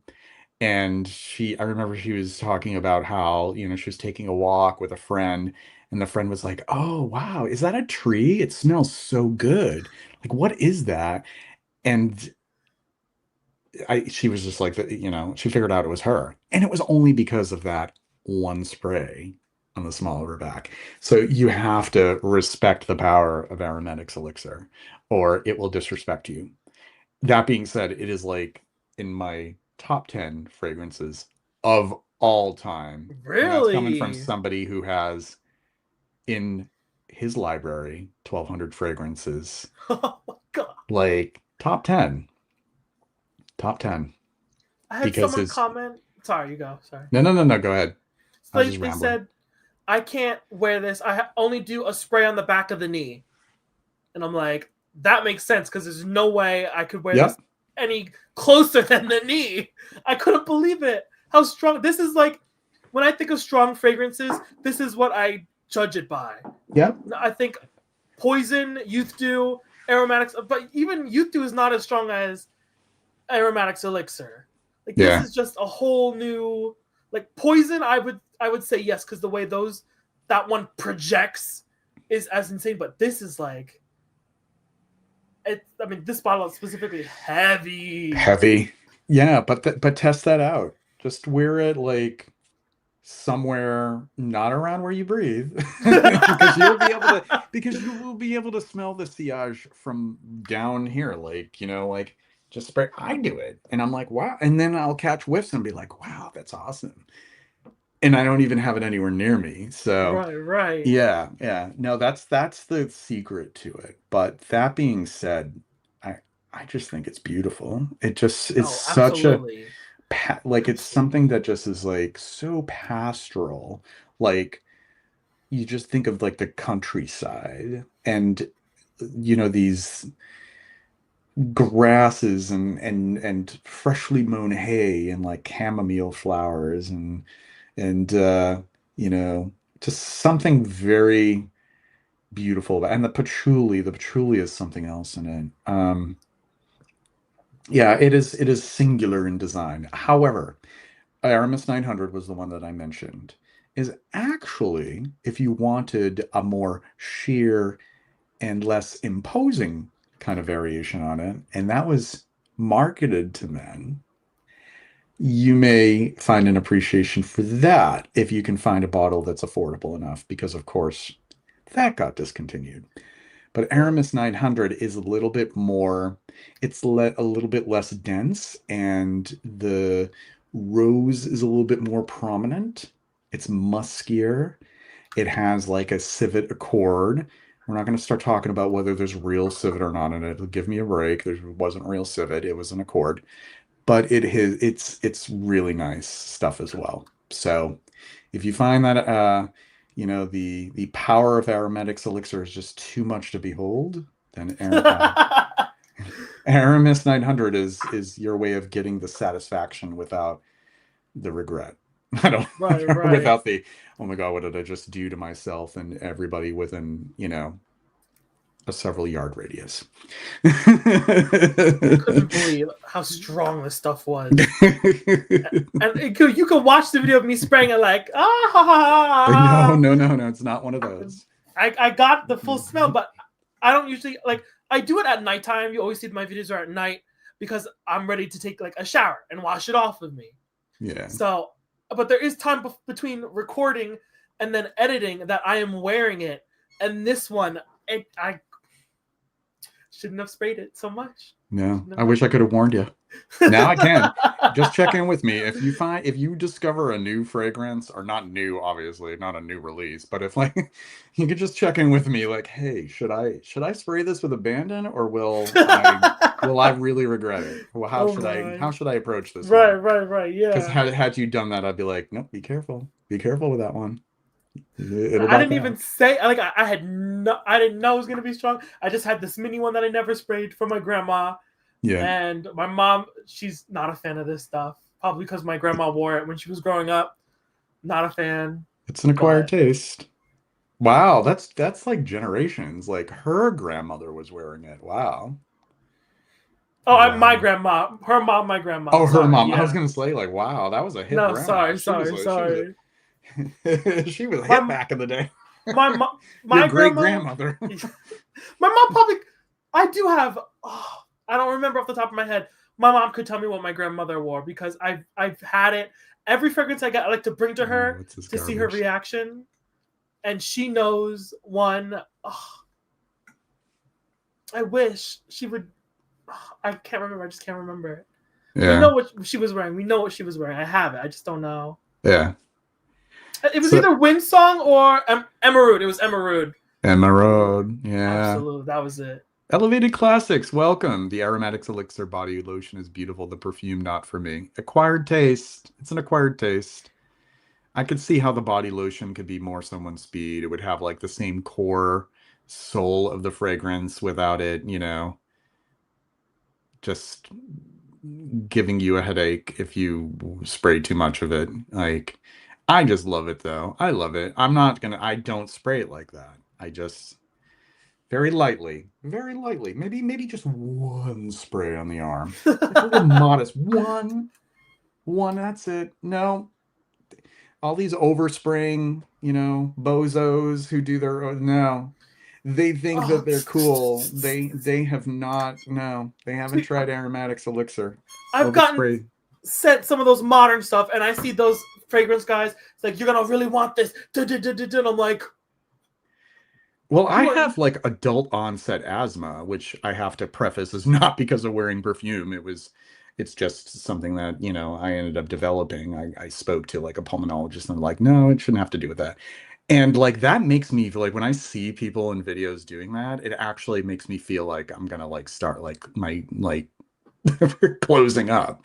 He's like, that's so wrong on every level to do that. Like It's like that's marketing gimmicky. Like, it's gimmicky, but also it's like offensive. Like people walk out like that with like 40 sprays on their clothes where it evaporates even more slowly.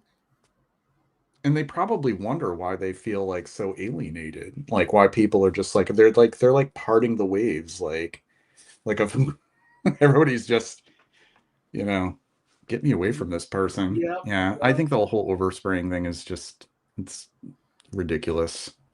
I only know vintage, and they all have a kick to it. So I'm like used to just two sprays, maybe three if I can't smell it. Like Yeah, yeah. anything more than that is usually overkill. Like the first time I sprayed Youth Stew, I had a headache. I couldn't believe it, but Right. now I'm nothing. Now I can overspray it, and it's Yeah, yeah. Oh, totally, totally.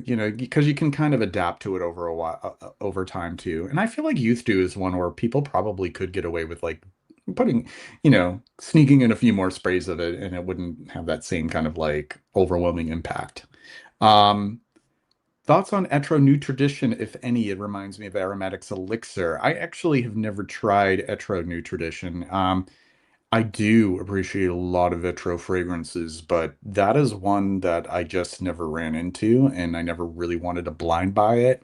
Somebody wanted to send me a sample of it or, a decant, I'll give it a try. But no, I'm sorry, I can't give any feedback on that one. That level of spraying is just inconsiderate. Absolutely. It's really inconsiderate to people who may have like respiratory conditions, first of all. Like, the world isn't, revolving around you, my friend. Like, other people are not going to appreciate that. Youth Stew is nice. It is a joy. We were chatting about it earlier. It's nice to have you here, Joshua. Um, Moving right along. Are you familiar with anything from Shiseido? no. But I I have want to nothing show you from this. them. Yeah. Just because, like, I mean, it's a great fragrance as well. It's like a really nice aldehydic. You're noticing a trend. I love my aldehydic green, Yeah, yeah. green floral chypras. I have a lot of them. This is called Rivage. I'll zoom in. This is the box because, like, the whole presentation is really cool. So this is the box. Isn't that cool? What Like, year did that come out? this came out in the 70s. It's very modern Oh, looking, right? But wow. it's like modern in a 70s way. Like back in the 70s, people must have like had their mind blown, like, wow, that looks really modern. And then I'll show you the bottle. And this is the eau de parfum version. I have a parfum version as well. And here's the bottle. Whoa! Isn't that Whoa! isn't that crazy? It's a mirror frame. What? Yeah, isn't that neat? That could pass as modern too. Like that's Totally. And if we turn it around, it's see how it's like an wow. actual like 90-degree angle on the sides. See, this is me totally admitting to the fact that I not only like to collect fragrance because of the smell, but I just love the bottles, the whole everything about it, everything that orbits it, you know? And yeah. Oh yeah, yeah. It's so good. So good. It's pretty hard to find those, so I'm sorry to like sorry. Do a search, do a safe search. Do a safe search on like Mercari, eBay, whatever, wherever you're looking for stuff online, and just put in Rivage, Rivage by Shiseido, Sheido. It's one of my favorites from Shiseido. The other two being Inui, which is coniferous jasmine scent, if you can believe it. Like coniferous is in like it smells like a pine forest with jasmine in Lily of the Valley. And that came out in the 70s as well. And the iconic Féminité Dubois from did I say Dubois? Like Debois, not Dubois. Féminité, is it Debois or Dubois? I don't know. I had a long day. Sorry. But Féminité Debois, we'll go with that, is came out in 1992 and it is plum and violet and cedarwood. Oh, I think you would really appreciate it because I know that you lean into like early 90s fragrances as well. So it makes the cutoff, but you would really appreciate it. So try to right, right. actually hold on a second. I'll be back. I'm going to I'll get the bottle. Why not? Since I Yeah, started talking yeah. about it. Go for it. Oh yeah. I gotta give Aromatic Elixir another try. I'm gonna wear this tomorrow. I'll try it again. Okay, so here is Shiseido Féminité Dubois. Why? I don't know. I mean, I took French too. I don't know why I was having a brain fart with that. Féminité Dubois. Um, and here is the sculptural bottle. Like, Oh yeah. wow. Yeah, it came out in 1992. This was the masterminds behind this were Serge Lutens. This is actually like probably the first Serge Lutens before there was a Serge Lutens. Christopher Sheldrake and Pierre Bourdon, I think, worked on it as well. It was like a team of perfumers and creative people. Um, it's just so, I mean, this takes me back to the 90s, early 90s, because there must have been people in my vicinity somewhere because like I just instantly go back to that time. But this is really like a critically acclaimed fragrance. It's considered like one of the, the most, beloved for fragrance aficionados. Kind of hard to get these bottles. I know. I'm such a bad influence. I don't want you to end up. Oh my. But yeah, Shiseido had some really great stuff too. Um, do you collect minis as well? I try not to, but I Yeah. have a. They definitely come in. They definitely come into the collection. I'm just banning a user. There we go. Goodbye to you. Goodbye to you. You know that's goodbye I to have the you. 45 of that. Yeah. And we, yes, Junkie Sense. We both share a love for it. Oh, Shiseido Tactics. Oh, before I show this, I got to get that bottle. Hold on. I have to kind of leave for a second. I'm here, but I'm leaving for a second because I have to leave the room. I'll be right back, and I'm gonna get the. Oh, try not to buy more fragrance challenge. Impossible, unfortunately. But what are you gonna do, right? How is everyone tonight, though? How are y'all? Thank you for watching. I'm just sitting here thinking now. I'll zoom in. This is Tactics. Will you look at this? Like, this is, it is so like futuristic. That's like that's vintage. This is vintage. This is from, I think Tactics was originally released in 1979. What? Yeah, right. Very ahead of its time. And this bottle isn't from 79, but it is kind of from a while ago, maybe like late 80s, early 90s. But that's Tactics. That's crazy. That looks Yeah. like new. Like wow. 78. Thank you, Nicholas. He confirmed that it's 1978. Can you believe that? Like this was sitting. What's up with me right now? This was sitting. This was sitting on like a perfume counter in a department store in 1978. Like, That's unreal. That looks brand new. That looks new. yeah. It's a really nice meditative fougere, green fougere. It's just really like it's just so soothing. It's That nice sounds stuff. right up my alley.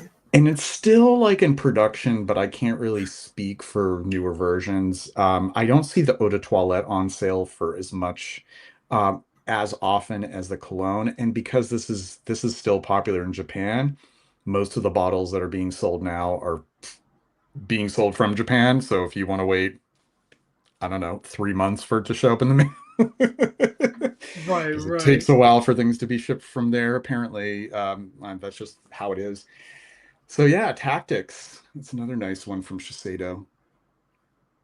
Wow. Look out for that bottle. Look at that. Look at that for a bottle. Yes. Look out for that bottle. Look out for it too. See if you can find one.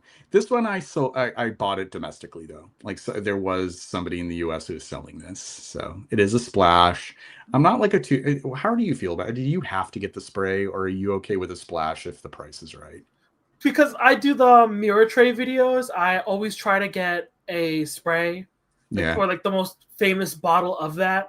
But when it's things like Lauren, I won't get a splash of that because I want to make sure I get the full effect and not some bottle that could have been opened 50 times, Right. since the 70s and 80s. Right, So right. Especially if there was like try if the fill level is kind of low too. Yeah. I try to steer clear of splashes, but I've had a few, but that were just convenient. I was like, oh, I'll Right. take it. $2. Why not? Totally. Yeah, and Nicholas says it doesn't even smell of its time. It could have come out yesterday. It really is a very, very like forward-minded fragrance tactics. And Inui as well. I might as well show the bottle of Inui. Why not? I'll dig that out. Now I'm educating you on the great sense of Shiseido. So hold on a second. I'll get Inui. It's pretty cool. Hold on.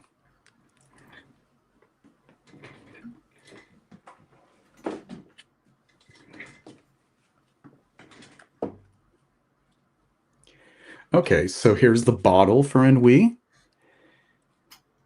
I love what's going on there. It's kind of like a a sky, like a night, but it has like this weird kind of chestnut brown color to it. I don't know. I just love like details like that. And then I'll open this up and I'll show you the bottle. And don't you get a kick out of this when there's like little pamphlets inside that I've had one or two that's had that, and it's always the coolest thing. I think White Linen and Boucheron both yeah. had the pamphlet of the product line or something else. I think I read this some time ago when I first picked this up, but I love it. So it says ennui, indefinable, illusory, unforgettable, ennui. And mind you, there's an ellipsis after it, like three dots, ennui. By far the most luxurious, elegant, sophisticated international fragrance ever created. Ennui combines the unforgettable, indefinable qualities of art and fragrance to create a great masterpiece. Just as art is timeless, so is Ennui timeless. I'm not going to keep on reading the entire thing, but it just keeps going on and on. And then here's the bottle. Now that has tray presents. Whoa, Yeah. that is gorgeous. And the scent is gorgeous too. And It is so like it's so nuanced too. It's like you think from the 70s it would be like a foghorn. It's so nuanced. It's like it really is just like an enhancement for your skin, and it does have like this piney element. And I know some people when they hear pine, they can get kind of freaked out. Like pine, I don't want to smell like, like bathroom cleaner. Well, give me a break. I mean, like there obviously it smells more like a natural natural kind of smelling kind of pine, perfumistic pine. And then it has like the herbs and the florals and that's sort of like alluring, slightly animalic muskiness in the base. Unbelievable. Yeah, Shiseido had some heavy hitters. Gotta keep an eye out. I gotta keep an eye Heavy out. hitters. I have one thrift store that always has vintage bottles.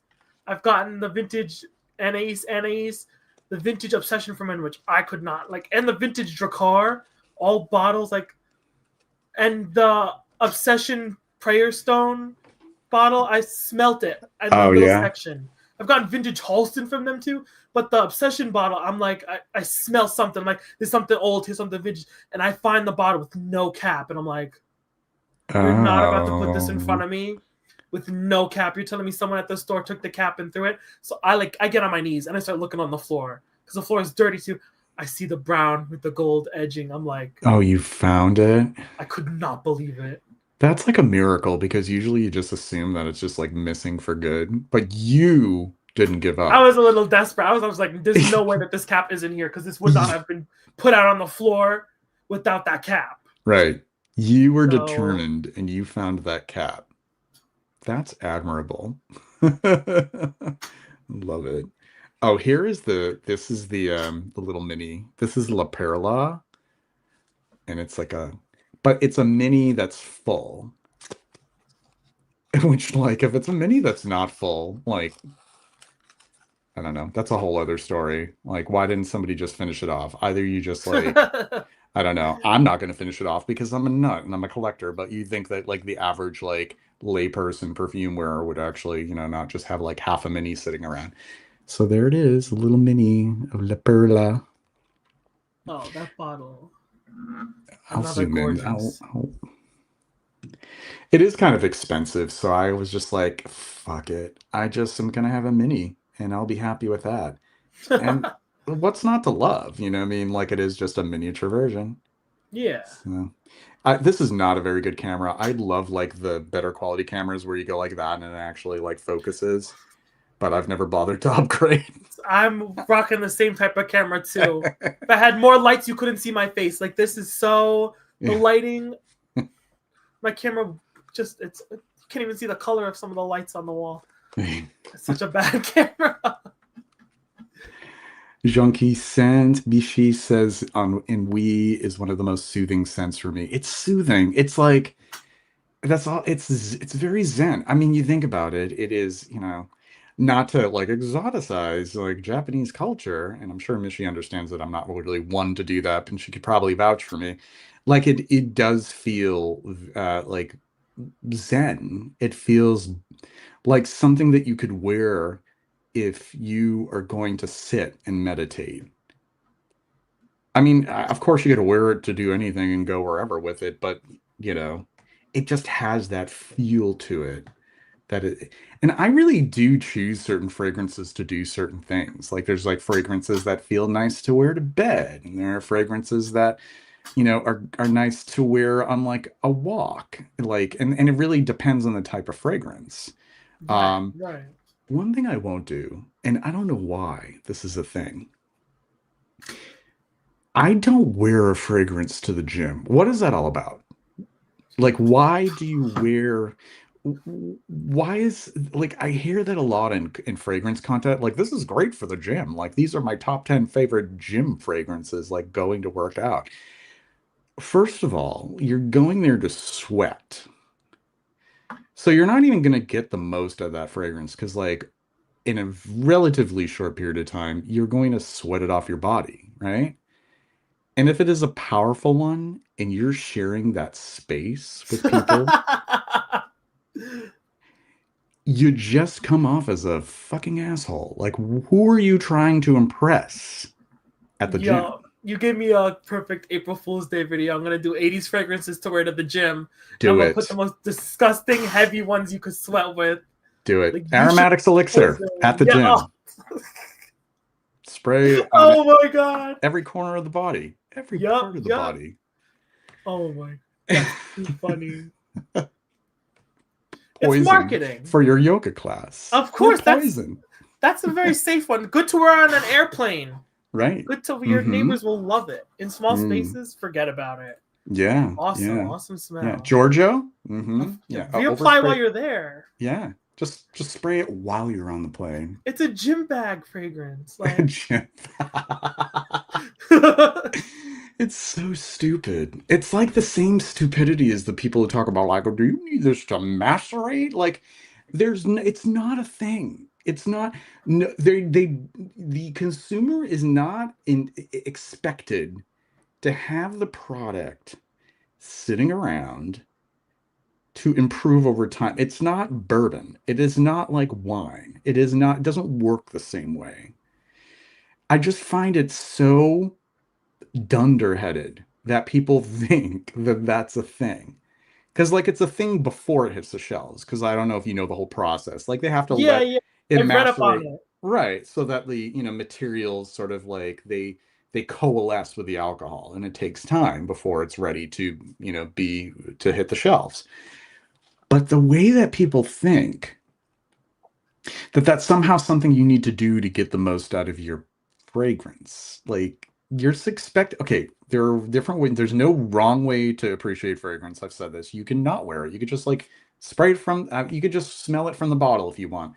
But thinking purely on terms of like from a practical perspective, the manufacturers of fragrance want you to use it and use it quickly so that you deplete it and buy another bottle. Why would they want you to have it sit there for like 2 months until it's supposed to smell better? It's just like oh, God, you can tell it just really hurts my brain. It hurts my brain. But JJ, the Frag Bros need validation. oh my god. Modern Yeah. fragrance guys. Yeah. You know what I should say to these guys? I should totally mess with their heads and like join in the conversation and just sort of go along with it and say, you know what? The best thing you can do to macerate that fragrance, you take the sunniest window in your house, you put that bottle right to the direct sun, let it sit there for 6 months. And then you won't have to worry about the citrus any longer. It will just go right into the heart. And then that's maceration for you. It's really called maturation, which is another word of saying aging.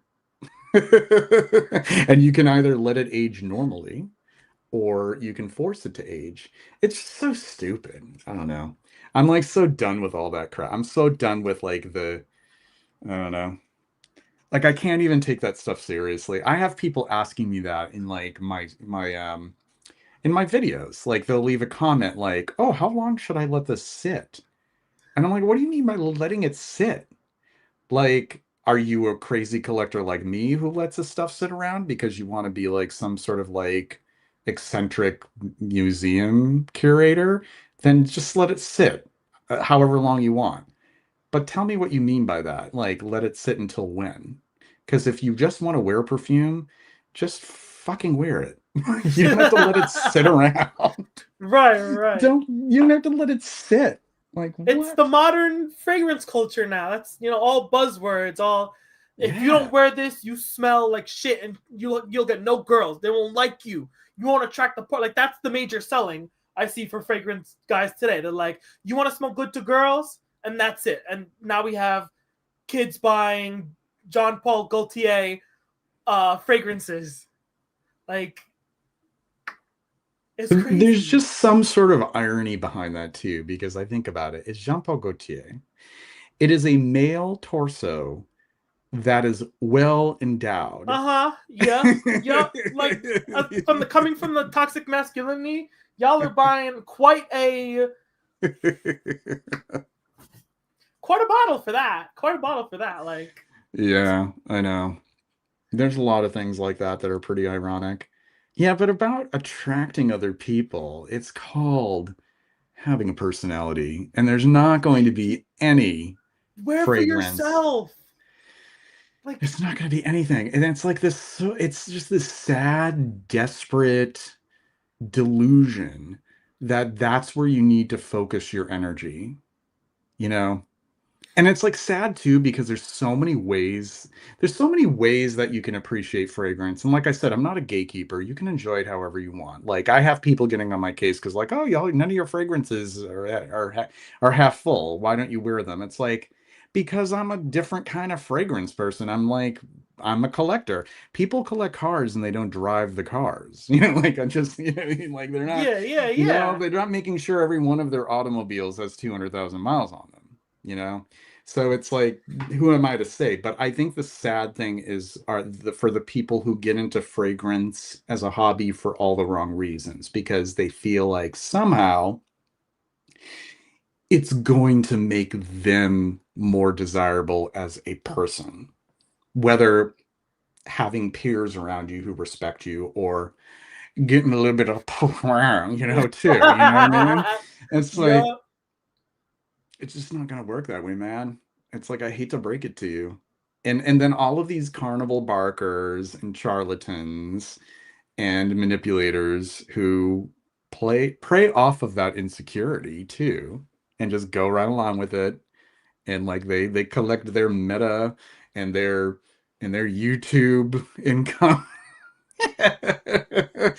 knowing that they're trying to convince people that if they wear a certain fragrance, they'll get laid, or they're Mhm. going to be considered classy. But, When I started doing this, I did 80s content.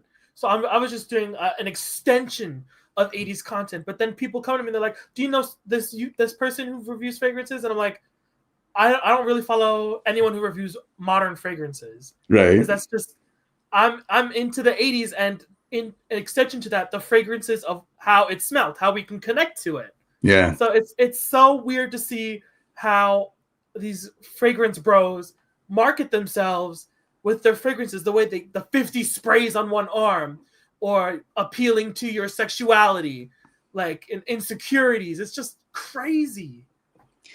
And what's up with all the black light, like shelves, like behind them using like purple black light? I think about that. Why do they all do that? See, Why I do they think that's the all? standard for fragrance reviewers. You have to have the the Kallax IKEA box set behind you with Right, LED push button lights and the right, fragrances stacked up neatly, which right. I would like to do, but I got no space for that. And they collect modern fragrances. I'm vintage. I can't really have these out exposed to light like that because I feel Right. like it'll just go bad. Like I can't You shouldn't do even do that. that with the new ones either. Like if you're not going to be wearing them and you want to like have this like curated collection of fragrances, keep them somewhere where they will still smell great when you revisit them whatever time in the future. Like I just always found that to be kind of like disconcerting that like all of them are like standing sentinel like in rows. And like I used to do that and then like cuz I thought like well this is what people on YouTube do and I started doing that and then there just came a point where it's like, what the fuck am I doing? Like there, this is not good for them. And I put everything, okay, so everything that has a box stays in a box. If you notice, most of the things that, I had them in a box and I took them out. So I keep them in a box and I keep them out of the dark. I keep them out of the light. I don't display them.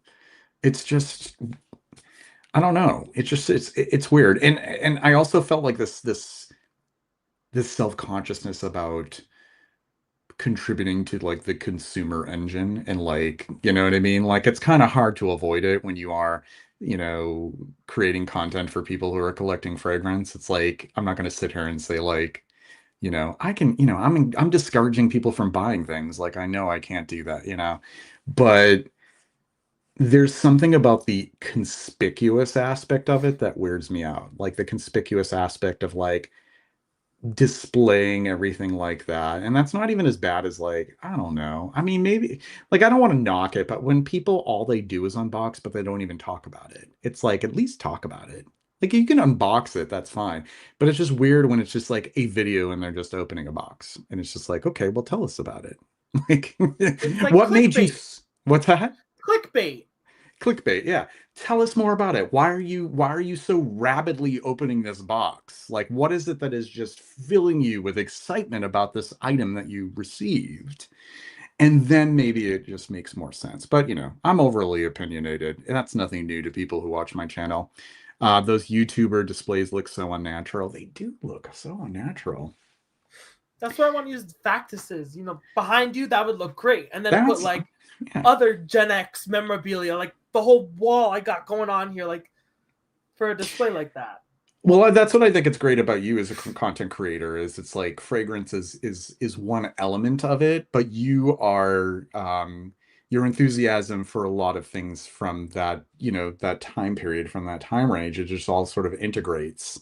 I think it's awesome. I remember you were interviewing that lovely woman who she does like that she looks very authentically like she's from like 1987 and you had Violet, her yes, yes. yes, and you had her smell and I'm like thank you because a lot of these because like a lot of these young people who have fallen for the 80s um I feel like I just want them to be so authentic with the whole ensemble, like including the perfume. And Yes, some of them yes. they fall short of it. They're like, "Oh, I don't know if I can do that."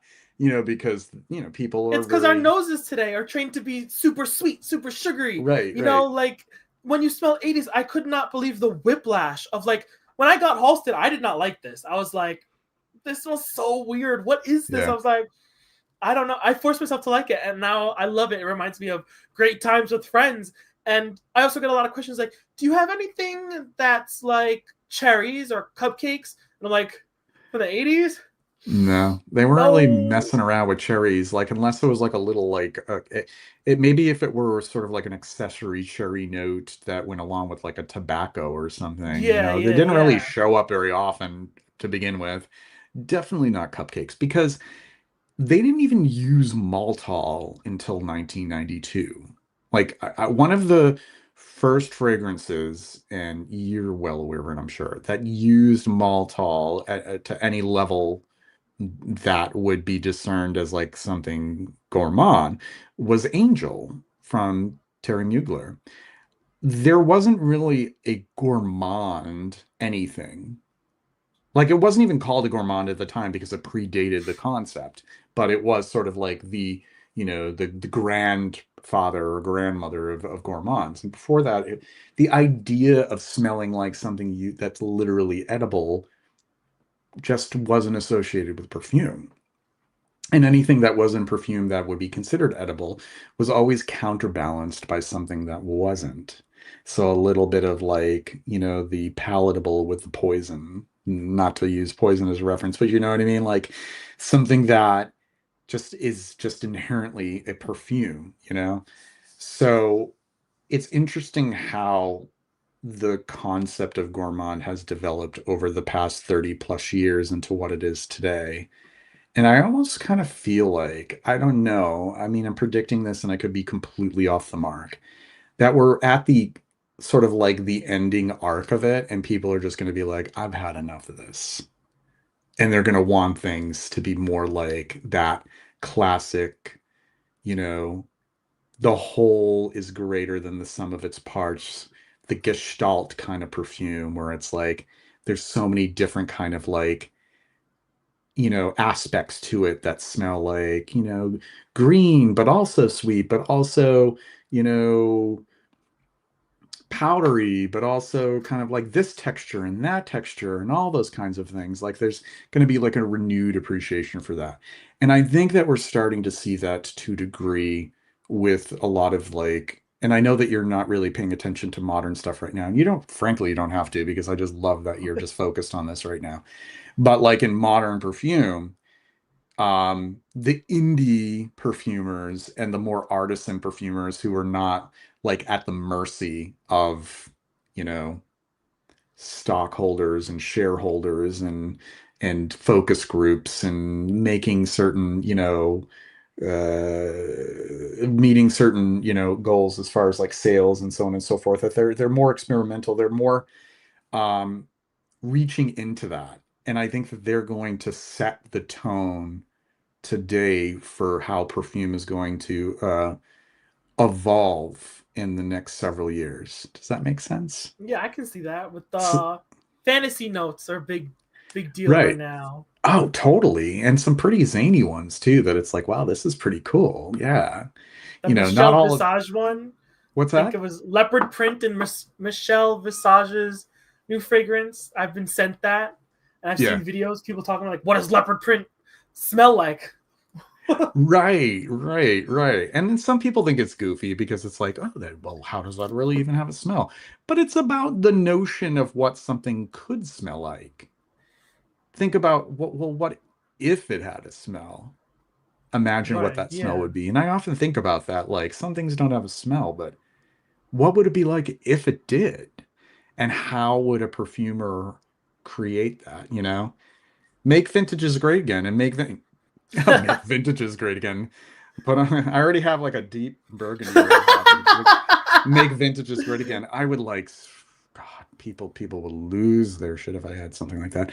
But yeah, make them great again. Yeah, I've been holding the torch for vintages for a long time, and that's obviously how I discovered you. It's like this young lad is like so into these vintages. I love it. So I thank you for that, for keeping this enthusiasm for it and exposing a whole cohort that I can't reach because I'm not on TikTok. But even you're saying like TikTok is kind of, you had enough of TikTok. So, but it's great. It's great. So we have a comment coming in. Gourmand movement could possibly be to include the wider audience, the rise of mass consumerism. People into the perfumery as art have mostly been a small segment. That's true. That's true. It is a true point.